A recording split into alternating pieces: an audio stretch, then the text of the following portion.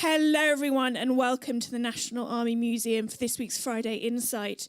The museum is the national home of the history and heritage of the Army, a place where you can experience the story of the Army from the perspective of those who served in it.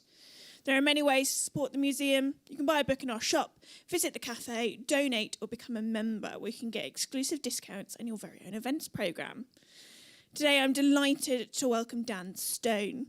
Dan is Professor of Modern History and Director of the Holocaust Research Institute at Royal Holloway, University of London.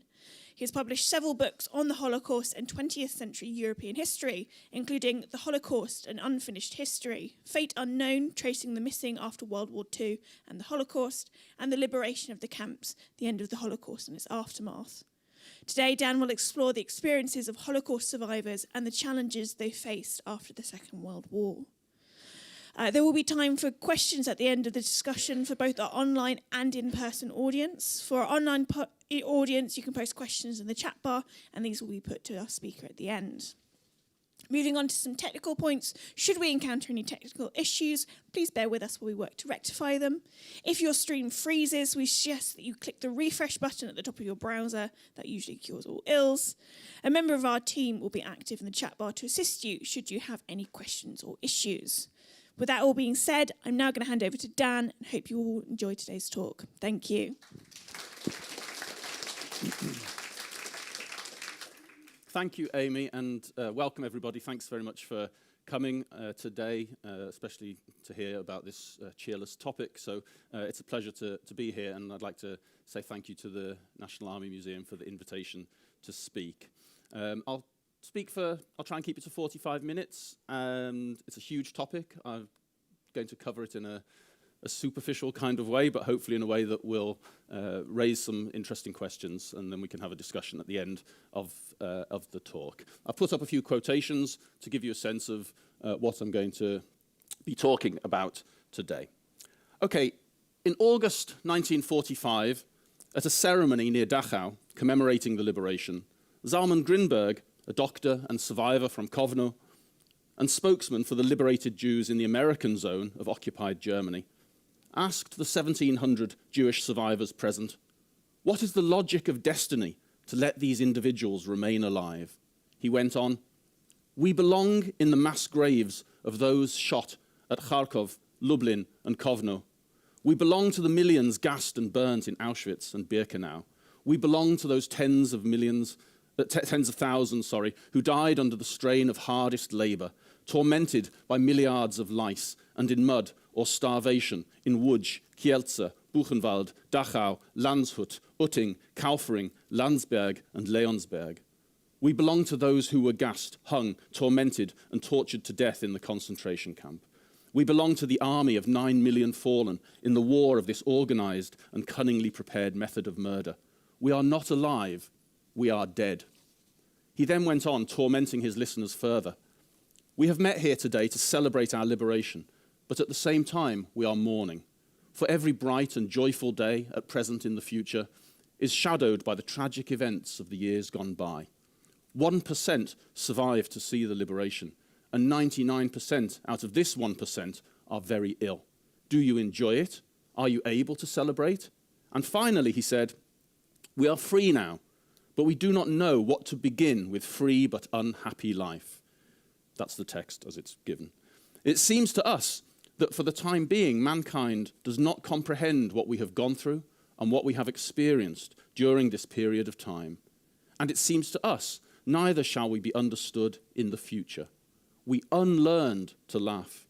We cannot cry anymore. We do not comprehend our freedom yet, because we are still among our dead comrades." I'm citing Grinberg not for factual reasons. His statistics and so on don't stand up to contemporary research, but to give you a sense of the state of the survivors in the immediate aftermath of the Holocaust. For most of them, this wasn't a moment of celebration, despite the fact that the defeat of Nazism and their own survival had been the things they most wished to see in the previous years. So in this lecture, what I want to do is to think about the concept of liberation and why we use it and what it means. And there are a few reasons for doing this. 80 years after the end of the war and the Holocaust, liberation, which I really I want to put in scare quotes every time I say it, but that's a bit ridiculous, so just imagine them. Liberation is still not really understood, I think, as part of the history of the Holocaust, but there are numerous sources for approaching it. Official military and civilian documents, documents from the relief organizations, including the Red Cross, the United Nations, UNESCO, ORT, Jewish Agency, the Quakers, the Jewish Committee for Relief Abroad and its subunit, the Jewish Relief Unit, the American Jewish Joint Distribution Committee, the Joint, the World Jewish Congress, the remarkable International Tracing Service Archive, testimonies of liberating soldiers, nurses, doctors, and other allied civilian staff, testimonies in the tens of thousands of liberated victims of the Holocaust, newspaper and radio reports, photographs, including some of the most famous images of the 20th century, and film, including the remarkable films made by the Red Army in Majdanek and Auschwitz. The idea of liberation calls into question the standard tripartite model of perpetrators, victims, and bystanders. How do we understand the liberators? Not to mention the press, the relief workers and medics. And at the same time, it challenges us to rethink the notion of Western indifference, so insistently posited by the likes of Elie Wiesel and George Steiner, even as we recognize the risk of mythologizing or exaggerating the liberation effort as though it was what the war were being fought for, which of course it was not. Secondly, although many survivor testimonies have discussed the liberation and its aftermath, and despite this plethora of sources, the scholarly literature on liberation is still remarkably thin. Until my own book on this subject, which was published 10 years ago, there were two general books, both useful but out of date. Some discussion in the context of the aftermath of the war, and numerous detailed specialist studies of individual camps. Since then, there's been Nick Waxman's book, KL, a major and an important book, which has, of course, a section in there on the liberation of the camps, and my own book, entitled, as Amy said, The Liberation of the Camps, from 2015, was an attempt to provide a survey, but it only really suggested, rather than discussed in detail, the problem of the concept of liberation, as opposed to providing a narrative account of that liberation. Thirdly, because examining the liberation and its aftermath helps us to see why some of the misunderstandings about the camps and about the murder of the Jews, which became common in the post-war years, arose when they did. This was partly thanks to the confusion of the end of the war, partly because of conceptions of Nazism that had been in place since the 1930s, and partly because of the Cold War and a tendency on the part of the Western media and political class to regard anything reported by the Soviets with suspicion. And crucially, and important from today's perspective, this lack of a critical historiography means that the prevalent image of liberation, oh, I did it again, I'm sorry, I'll stop doing it. The prevalent image of liberation in the media and the public sphere is a somewhat rosy one, and this needs to be corrected along the lines of these sorts of quotations. Most studies of the Holocaust mention liberation without discussing it in detail and then end. I think probably David Cesarani's book, Final Solution, the last book he published before he died, was the book which signaled a kind of change since he ended that book in 1948 and demonstrated how the consequences of the liberation played out to some extent. But even then, it was a fairly short section of his book. Liberation did not mean the end of a survivor's troubles. In fact, it was usually the beginning of new ones, as survivors faced up to the loss of their families, friends, homes, and in many cases, homelands, and often spent years in displaced persons, DP camps, undertaking illegal work and travel, struggling to learn new languages and make ends meet, creating new families and dealing on a daily basis with the trauma of the Nazi years. Although it's hard to avoid using the word, liberation, I want to suggest to you, is in many respects an inappropriate term for thinking about what most survivors experienced. So I'm going to give a brief overview of the liberation process from the spring of 1944 to the spring of 1945, relying largely on witness statements by liberators and the liberated.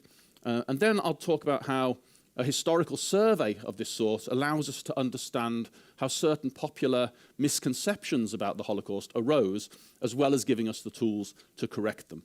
I want to show that there was no moment of liberation, that the camps where most survivors were discovered were not the major centres of the Holocaust, and that the most iconic camp of all, Auschwitz, was relatively unimportant in this particular story.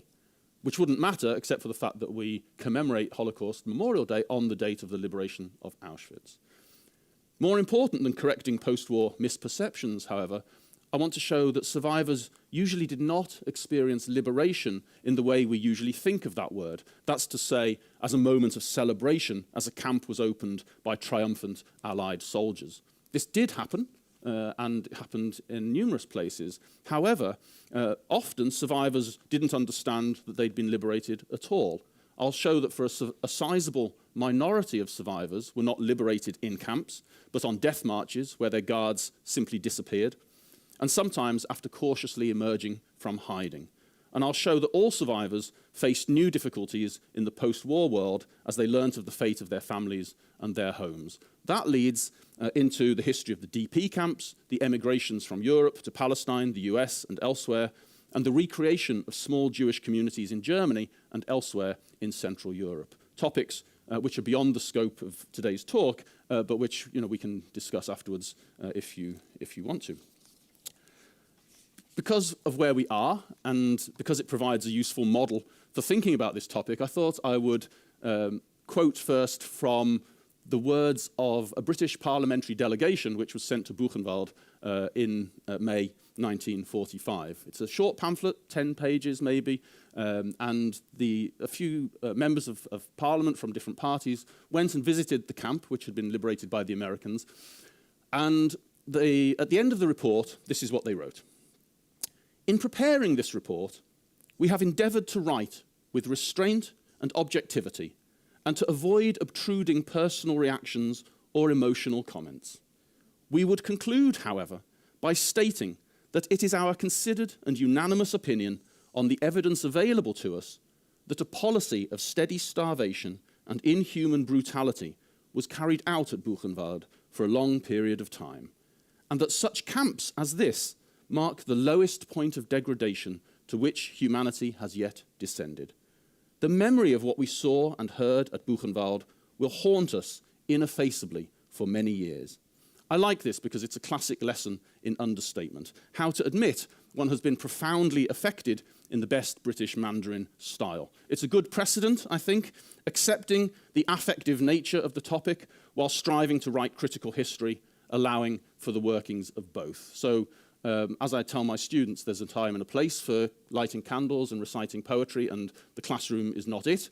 But in a setting such as this, I think some kind of combination of allowing oneself to be moved by what is, after all, an extremely difficult topic in many respects, but nevertheless trying to think critically and dispassionately about it is, I think, a good combination as an approach to the topic in general. So, I'll start with a brief chronology of the liberation process. There you can see a map of some of the, you can see the main Nazi camps and some of the others, perhaps less well known, as well as those in orange, the death camps, the so-called Reinhard camps, Sobibor, Belzec, Treblinka, Chelmno, the first Nazi death camp to be established, and the camps of Majdanek and Auschwitz-Birkenau, which combined the roles of concentration camp, slave labor camps, and death camps.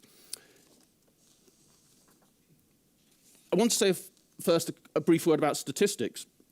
All figures relating to the Holocaust are approximate, and historians will never be able to know for sure how many survivors were liberated in 1944-45, how many died in the immediate following days, weeks, and months, and how many were subsequently joined in DP camps from 1945-46 by Eastern European Jews who'd been refugees in Central, in the Soviet Union and other parts of Europe. So while exact numbers are impossible to obtain, it's fair to say that among the survivors of the camps liberated in 1945, there were about 90,000 Jews, less than a third of the total number of prisoners liberated in the Nazi concentration camps in 1945, because obviously Jews were not the only people in those camps.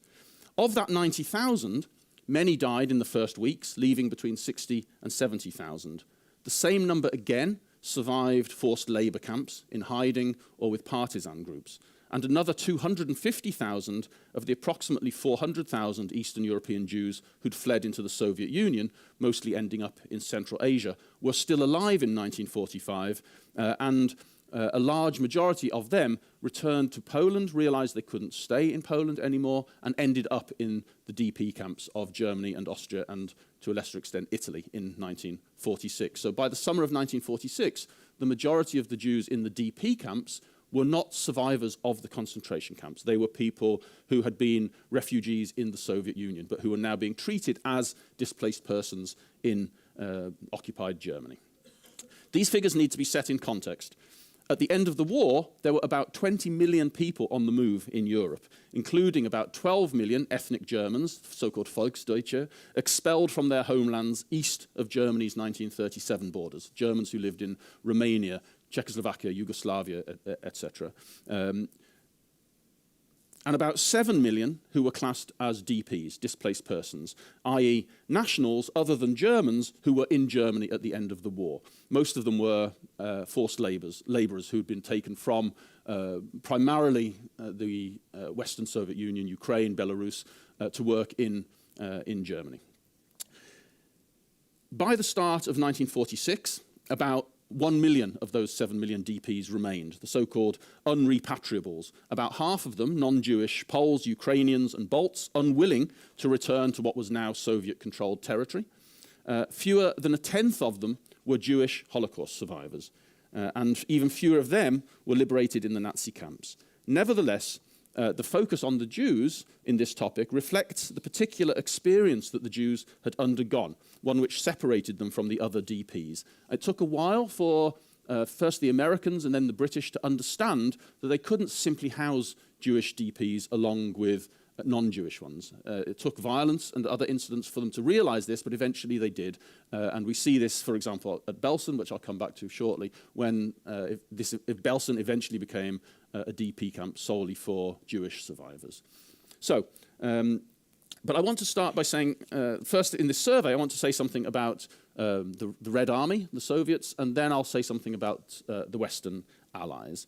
Because I'll start with the Soviets, because the first liberations in the context of the Holocaust, as opposed to the taking over of towns and regions occupied by the Nazis, was carried out by the Red Army. Before any camps were discovered, you see, the first place to be liberated by the Red Army, of importance for this topic, was Transnistria. Here, this is the area between the Dniester and the Bug rivers in southwestern Ukraine, occupied by Romania during World War II, bordered the Reichskommissariat Ukraine, the German-occupied part of Ukraine, and it was in Transnistria that the local Jews, including the Jews of Odessa, and Jews deported from Bukovina and Bessarabia, today Republic of Moldova, were deported to occupied Ukraine, where they were either massacred in large numbers or abandoned to the elements, because the Romanians originally intended to push them over into German territory and let the Germans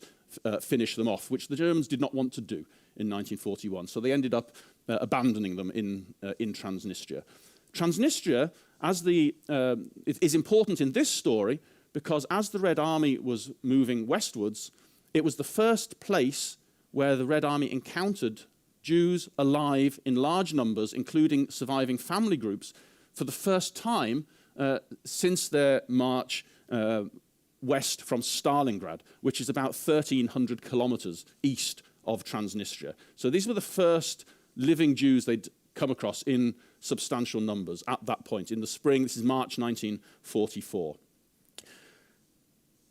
One survivor, Solomon Shapira, recalled, "On the morning of March 19th, 1944, the first Soviet army patrols appeared. The column advancing toward us contained large numbers of Jewish soldiers. These would leave the column and come towards us, hugging and kissing us and telling us that we were the first living Jews they'd come across on their way from Stalingrad." After Transnistria, the Soviets then liberated Majdanek here in July 1944. What they found there was a camp that had been largely evacuated, but massive amounts of stuff, because Majdanek was the center on the edge of Lublin in eastern Poland, was the center of the Reinhard camps and of administration. So all the objects that were stolen from Jews murdered in the Reinhard camps was stored at Majdanek. So shoes, about 800,000 pairs of them, up to the ceilings in the barracks in Majdanek. So an important place. They then liberated Auschwitz in January 1945, Stutthof, Sachsenhausen, Ravensbrück, Gross-Rosen and its many satellite camps, and finally Theresienstadt in May of 1945. In Majdanek and Auschwitz, the Soviets found few remaining inmates, as I've said. In Auschwitz, the same, except that in their hurry to leave, the SS had left behind in Auschwitz about 7,000 sick inmates who were too ill to walk. And in some places, people of that sort were simply killed. There are cases like that. But in other places, they left in too much of a hurry. And included among them was most famously Primo Levi. And this is how Levi describes liberation. Even for us, even the hour of liberty rang out grave and muffled and filled our souls with joy and yet with a painful sense of pudency, so that we should have liked to wash our consciences and our memories clean from the foulness that lay upon them. And also with anguish, because we felt that this should never happen, that now nothing could ever happen good and pure enough to rub out our past, and that the scars of the outrage would remain within us forever, and in the memories of those who saw it, and in the places where it occurred, and in the stories that we should tell of it. And I cite that passage because the cadence of it recalls Levy's own poetry, which also recalls the cadence of Jewish prayer. And that is, I think, a very deliberate textual style that he has. He's appealing to a kind of Jewish tradition, even as he's rejecting that sort of tradition in many ways.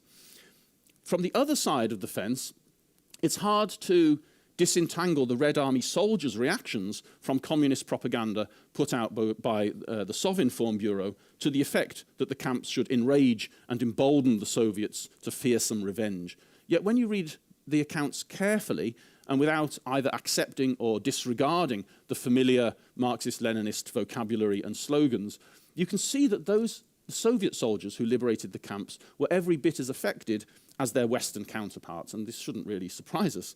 This became plainly evident after the collapse of communism, when these people, although now old, were able to speak freely about their experiences. So, for example, Vasily Gromadsky, an officer of the 60th Army, recalled, "I realized that they were prisoners and not workers, so I called out, 'You are free, come out.' They began rushing towards us in a big crowd. They were weeping, embracing us and kissing us. I felt a grievance on behalf of mankind that these fascists had made such a mockery of us. It roused me and all the soldiers to go and quickly destroy them and send them to hell." Georgy Elizavetsky, another of the first Soviet soldiers to enter Auschwitz, said in 1980, this was a conference in Washington, D.C., to which Soviet soldiers were invited, "My blood runs cold when I mention Auschwitz, even now." And he described the liberation in the following terms. This is very interesting, and it reminds us that there were many Jewish soldiers serving in the Red Army. "When I entered the barrack, I saw living skeletons lying on the three-tiered bunks. As in fog, I hear my soldiers saying, 'You are free, comrades.' I sense that they do not understand us and begin speaking to them in Russian, Polish, German, Ukrainian dialects.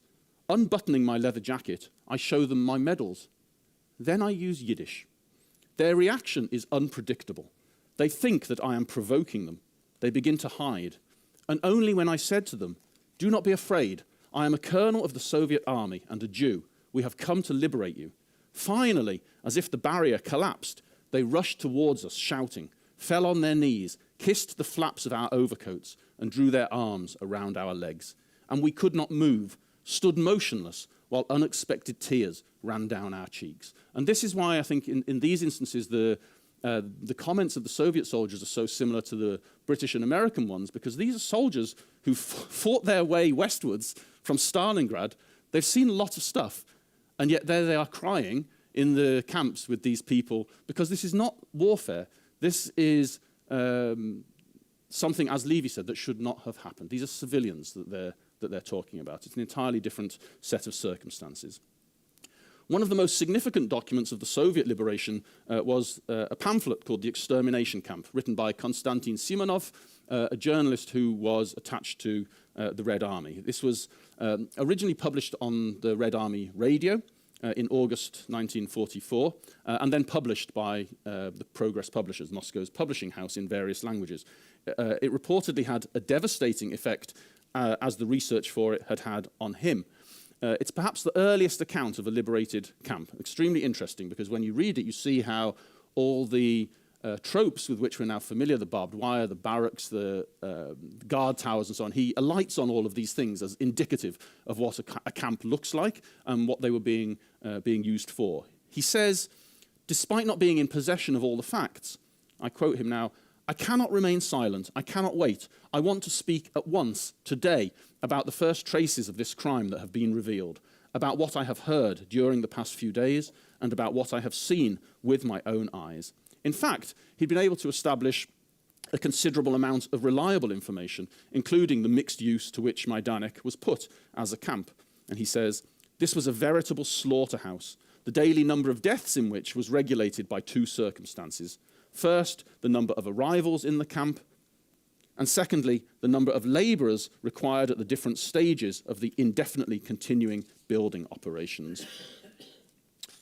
There isn't much space here to go into detail on all the other camps, but suffice it to say that in each one, enormous suffering occurred as inmates were forced on death marches, or, in the case of Stutthof, onto boats in the freezing Baltic Sea where thousands drowned.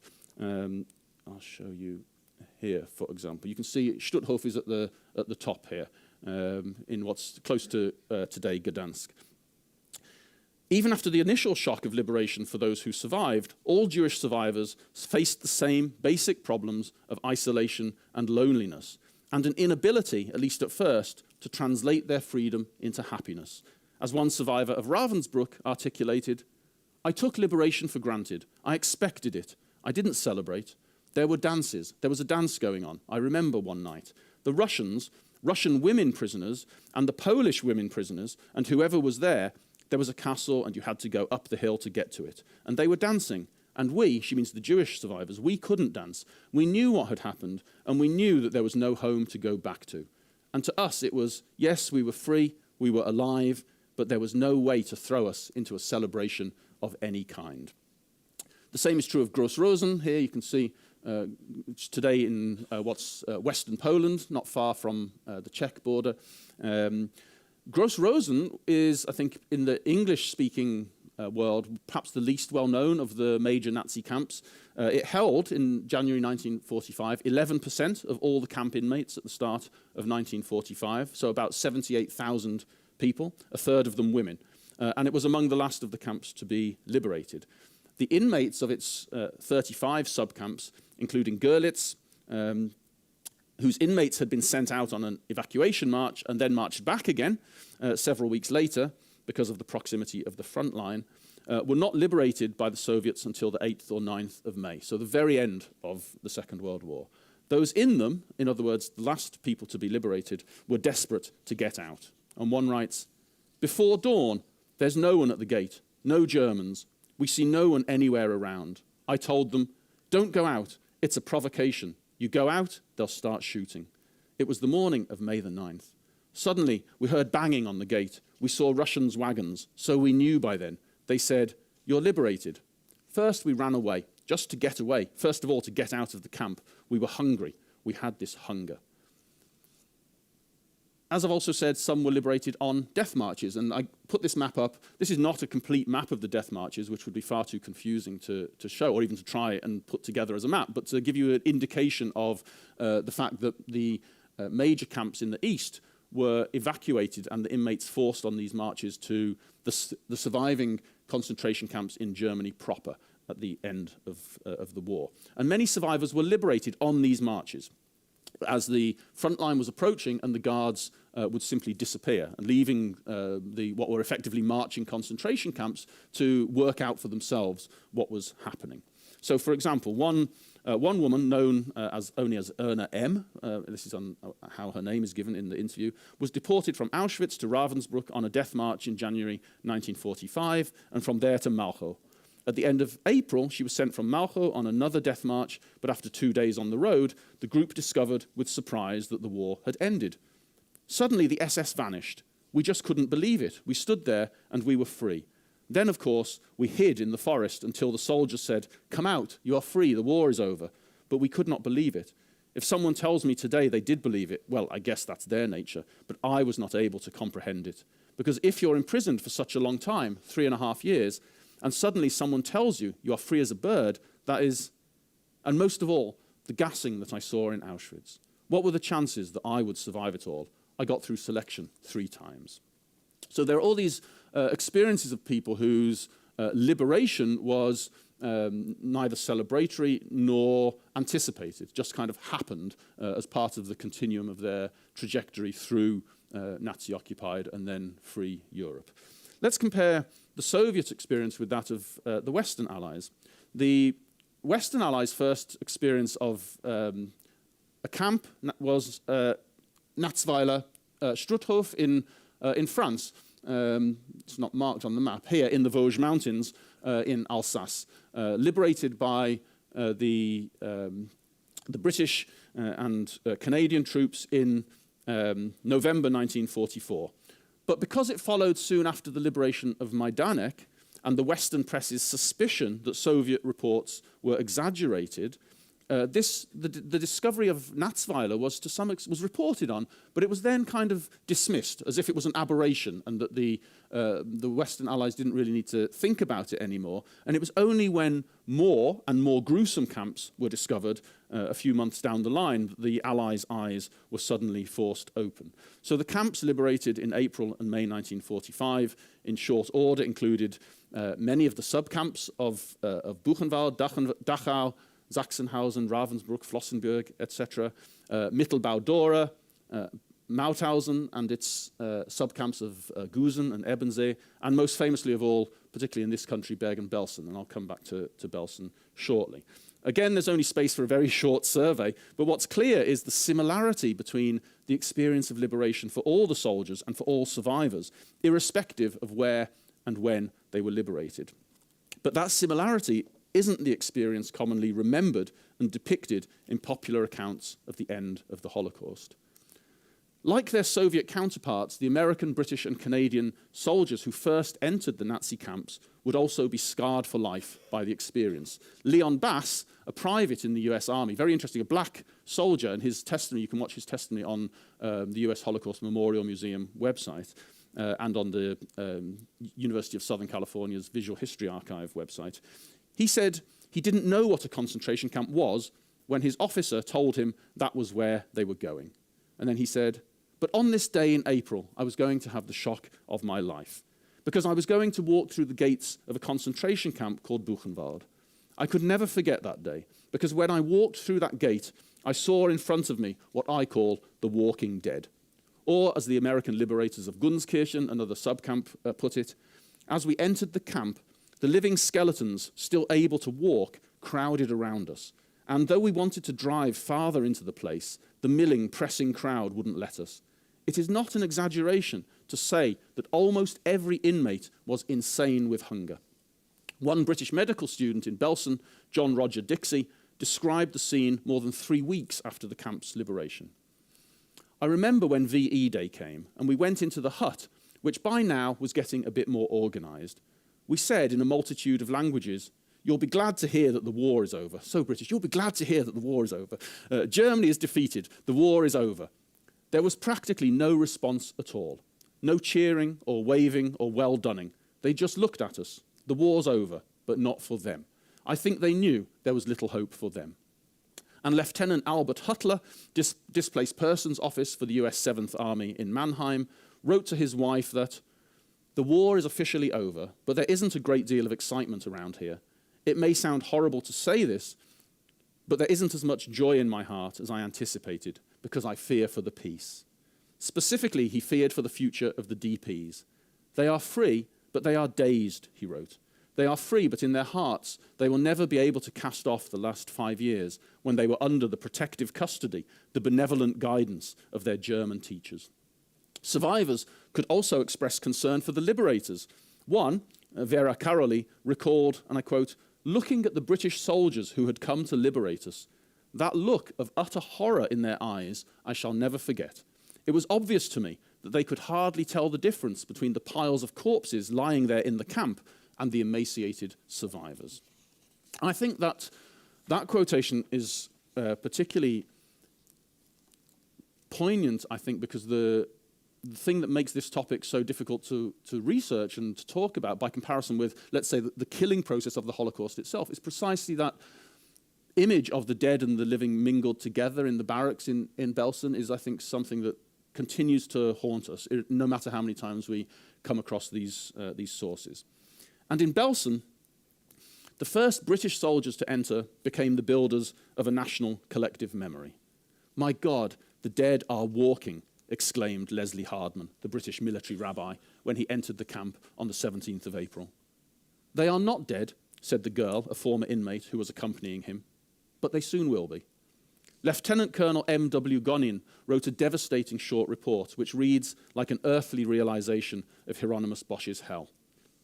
"Piles of corpses, naked and obscene, with a woman too weak to stand, propping herself against them as she cooked the food we had given her over an open fire.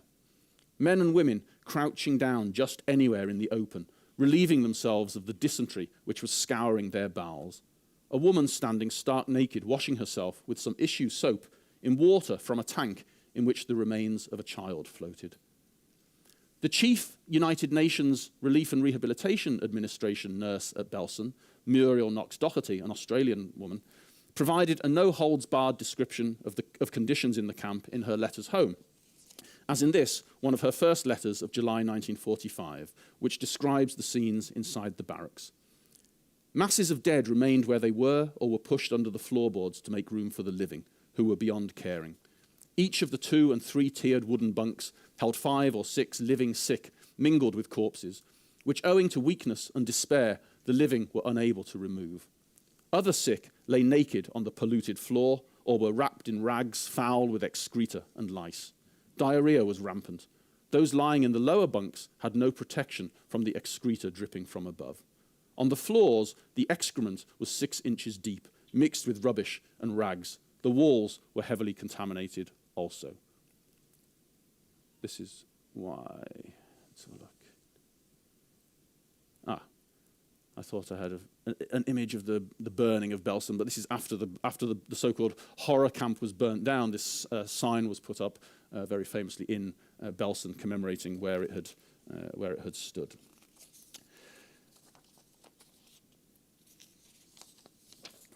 Among the many descriptions of the event of liberation at any of the Nazi camps, this account by Dutchman, later American Max Garcia, is among the most powerful.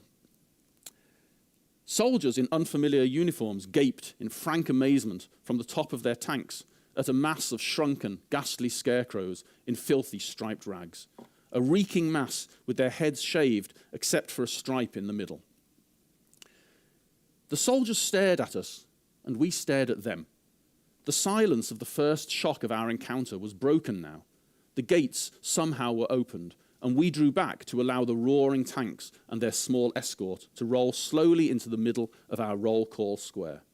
Prisoners swarmed around the tanks as the engines were switched off. The soldiers in and on their tanks seemed to be afraid. They looked as if they did not want to come down and mix around with us. Perhaps they just came from the latest battle, but we seemed to be too much for them. These hungry eyes, these sunken faces and skeletal bodies, these stinking subhumans, us. Garcia shouted to one of the soldiers in English and found himself hoisted onto the tank and subsequently given the job of guiding the sergeant and another soldier on foot around the camp. Afterwards, he says, they returned to their tank looking sick from what they had seen. Indeed, Staff Sergeant Bob Persinger of the 3rd Cavalry Reconnaissance Squadron recalls Garcia and his tour. Absolutely terrible. People lying on the barracks that would probably be more than half dead because their eyes never made contact with you at all. Those folks were in very bad shape. Some alive too in there. If you were not sick and crying by now, you would be before you exited. Okay, a very rapid tour, as I said. There's far more sources of that sort relating to all the different camps that I've mentioned. This is just a very brief survey of what you can find among those sources. And what do they tell us? A few things, I think. Firstly, they tell us that for most survivors, there was no moment of liberation. Some describe the joy at being liberated, but the majority, I think, went through a process of liberation which involved a gradual coming to terms with a new reality. George Kaldor, for example, a Hungarian Jew who became ill and was left behind as one of the sick and dying when Auschwitz was evacuated, certainly did not have a moment of liberation. Fearing that the SS would kill all the sick before their departure, Kaldor, who had been reopening his foot wound so as to remain in the relative warmth of the hospital in the camp, got up, found in the stores some civilian clothing, and together with another Hungarian, hid in some kind of bunker. When the Soviet soldiers arrived, they fed the remaining inmates with food taken from the local Poles, then advised them to walk, which Kaldor did with his pus-ridden foot, to Krakow, from where they could get home. Eventually making his way back to Budapest with the aid of the Soviets, Kaldor found none of his relatives left there. He worked for some time for the Joint in Szombathely, then travelled illegally to Italy, registered with UNRWA, and like so many others, was now waiting for the chance to emigrate to Palestine. Although he was not in the camp hospital at the moment the Soviets arrived, Kaldor's experience of liberation, just a continuum in a series of travails, is far more indicative of what happened to most camp inmates than in the Red Army film and most Hollywood renditions of it since. Secondly, the camps where most of the survivors were found were not death camps. They were not the major killing centres of the Holocaust. The camps where, in this country we remember Belsen, in the US they remember Buchenwald, Dachau, and Sachsenhausen near Berlin, and Ravensbrück. Those were not Holocaust camps. They were not set up to murder Jews. They were not equipped with gas chambers, with the exception of Dachau, which had one built very late in the war and was possibly not even used. But we can see why this notion arose. At the end of the war, each of these camps was effectively functioning like a death camp. Belsen especially, with tens of thousands dying in Belsen in the last months of the war as the camp's water and food supplies were cut off. Yehuda Bauer estimates that there were about 500,000 Jews still alive in the camps at the end of 1944. A few months later, after the death marches and the appalling conditions of the Western concentration camps, this number had been reduced to about 200,000. For this reason, as well, of course, because of suspicions of Soviet reporting and the emerging Cold War barriers, it took some decades before Western audiences properly learned about Chelmno, the Reinhard camps, Majdanek, and Auschwitz. And if there is one good reason for commemorating Holocaust Memorial Day on the date of the liberation of Auschwitz, it does remind us of the fact that the Holocaust, that's to say the genocide of the Jews, was carried out largely in death camps in occupied Poland, and that our association of camps like Belsen with the Holocaust is only partially correct.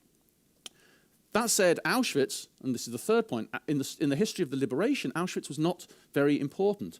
And this wouldn't be that important, as I said, if it were not for the fact that we commemorate the liberation on the 27th of January, not just in this country, but now courtesy of the EU and the United Nations. So this is a worldwide commemorative day.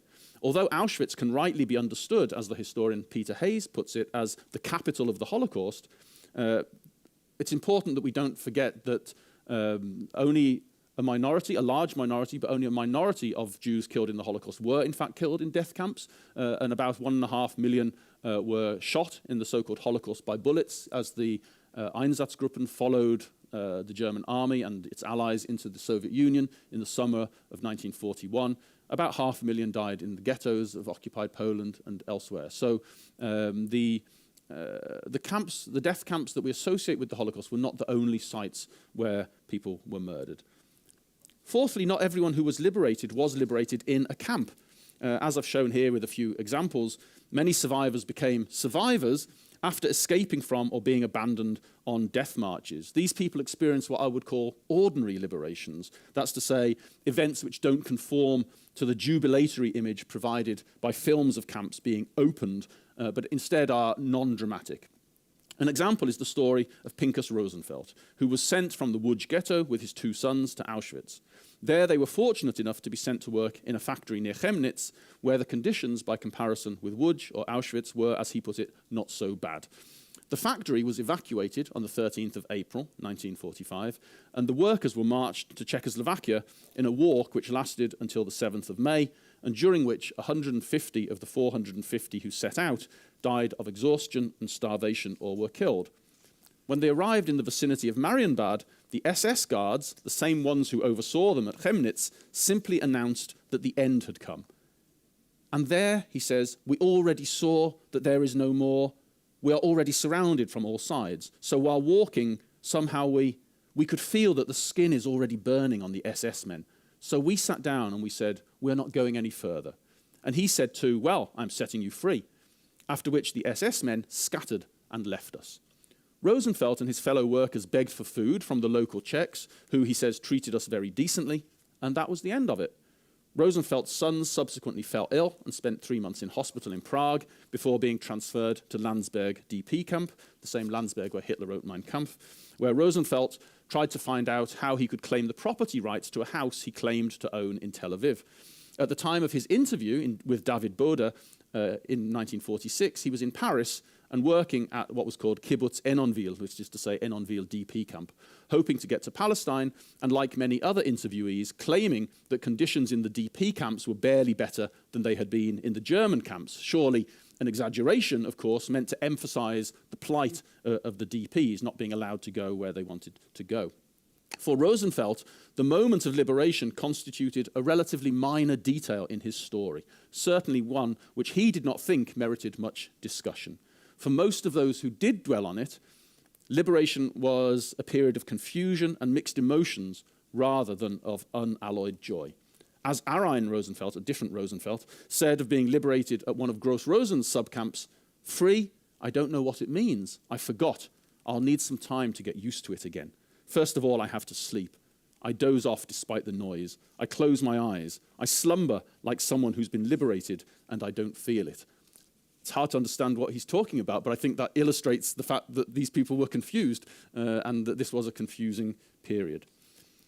The last misconception that needs to be stressed, I think, then, is the belief that we'd all like to hold that liberation marked the end of a survivor's troubles. In fact, while all were shocked and happy to have outlived the Nazi regime, their new circumstances were full of new troubles. Not least of these is the debilitating sense of existential loneliness. One survivor of Theresienstadt, a man who later became a rabbi, indicates this sensation clearly. I remember after liberation, I suffered probably more from the loneliness and the isolation, more than during the Holocaust period. A feeling of, yes, I'm alive, but that's it. The rest doesn't matter. No ambition. For what? For who? No initiative. If I'm to stand, I'm standing, so I'm standing. If you tell me to sit down, I'll sit down. That was real for a long time. In that sense, liberation, although it's hard to avoid the term, seems to me hardly the right choice of word. Survivors were neither physically nor psychologically free in the aftermath of the Holocaust, and many would not become so, if they ever did psychologically, for many years. There are many extraordinary quotations in Holocaust diaries and testimonies which illustrate how in the Holocaust, the breaking of all bounds became an everyday occurrence. I'll just use two to finish, from a survivor and from a liberator. If, as Auden wrote, existence is believing, we know for whom we mourn and who is grieving, then the Holocaust, like all genocides, shattered the grounds of existence. The survivors knew neither for whom they should mourn, nor who was grieving. They didn't know who was left alive. And many never found out. What they knew was that everything they had grown up to think of as stable and dependable had been destroyed. As Marceline Loridan-Ivens writes, we knew that the Nazis had lost, but it was too late, much too late to rejoice. Our suffering had been too great. All we had left was a feeling of horror and loss. And perhaps the immediate scene and the existential revelation of liberation is best summed up by Marcus Smith, a doctor with the American Army Displaced Persons team who arrived at Dachau on the 30th of April 1945, so a couple of weeks after the camp was liberated, and stayed for several weeks to help with the process of medical relief, and who wrote the following description in his memoir, Dachau, The Harrowing of Hell. An incredible sight, a stench that is beyond experience. Horror-stricken, outraged, we react with disbelief. Oh God, says Rosenblum. Ferris silent, and so is Howcroft, his vocabulary inadequate to describe this circle of evil. I hear Hollis, our car-counting driver, say that even primitive, savage people give a decent burial to their own dead and the dead of their enemies. I shut my eyes. This cannot be the 20th century, I think. I try to remember the redeeming attributes of man. None comes to mind. Thank you.